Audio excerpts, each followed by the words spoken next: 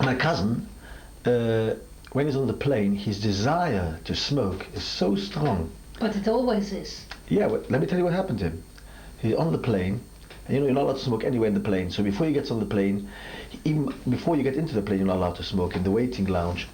And he's begging them, please tell me a corner where you can smoke. Give me a corner where you can smoke. You must have a lot of fags. You must have a cigarette. You must have a cigarette before he gets onto the plane. Anyway, well, I'm traveling. He goes to America. It's 8 hours in the middle of those. You know what he does? Goes to the toilet. He goes to the toilet, and you know. But the alarm goes off. Oh wait, he goes to the toilet. His desire to smoke is so strong. He goes to the toilet. He has 3 puffs into the toilet, you know, and he takes the puff. He throws the cigarette down the toilet, and he quickly sits down the toilet. If the alarm goes off, he's sitting in the toilet. Well, there's no cigarette to be found, so they can't do anything to him. His desire to smoke is so strong. He's prepared to have embarrassments to smoke, but yet when it comes to Shabbos, or Shabbos, when it comes to Jewish Shabbos or Saturdays, he can keep himself back 25 hours from smoking. He knows he can't smoke. There's no desire. But I suppose the minute Shabbos is finished, he... Yes. But how? I don't understand. I wanted to talk to these people and explain it. They don't understand themselves. How is it possible that when it comes to Shabbat or Shabbos that they can hold themselves back from smoking? Because they kept Shabbos long before they started smoking. No, that's not. Maybe that has got something to do with it. Maybe it's so strong in their minds not to do something. It's like when they say when somebody's hypnotized, you know, hypnosis, you'll not do what you don't want to do.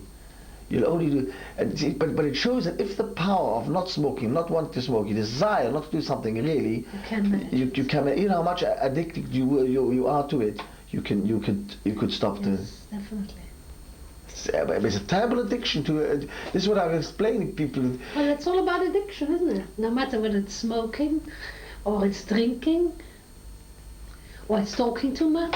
Yes, but getting used to it in life, these things. This is the problem. You must never let yourself get used. I remember taking the first puff. I took once a puff of a cigarette when I was young. And I decided straight away. Everybody was in school for, oh, it's nice. Let's smoke. And you felt you asked somebody to smoke. And I took once. I still remember the cigarette. What I smoked. It was a menthol. It wasn't even such a bad. It was a menthol cigarette, and it was a. I forget what was it. I don't know the name. Stuyvesant? No. Camel? Cool. Something. I don't know. Wouldn't even know. I don't know. And I took one puff and I thought, stop.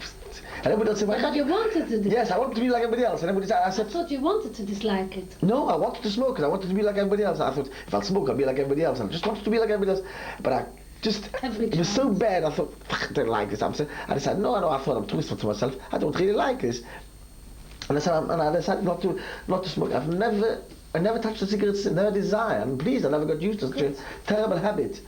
First of all, it stinks. You've got a bad taste in your mouth, a bad smell. They think people who eat garlic... Maybe they don't suffer from a bad taste in their mouth because they're so used to it.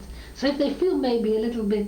But people sitting next to them, when you can tell straight away when I come home from the evening, when I come home in the evening, the people have sat around you or smoked, you can tell straight... together with so-and-so You can straight away, you can tell straight away. Of course, it goes into your clothes. It goes into passive, this is called passive smoking. Yeah, that's terrible. And I feel I smell like the day later, I still feel I'm smelling of smoke.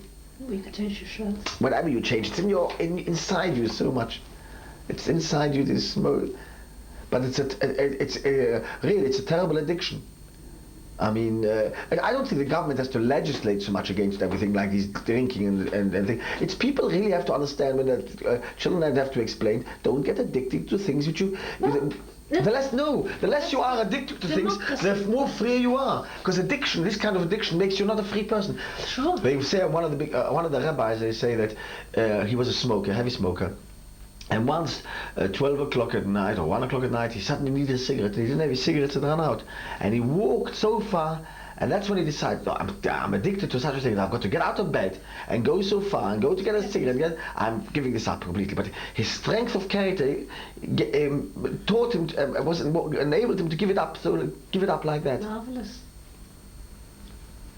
Very, very good.